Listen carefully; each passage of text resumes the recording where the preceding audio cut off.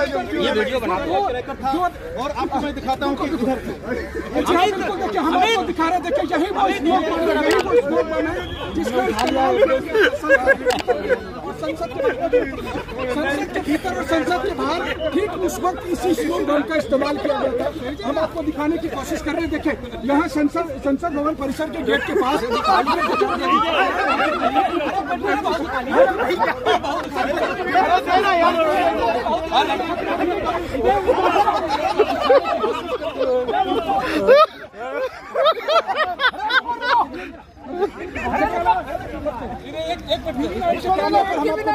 कोशिश कर रहे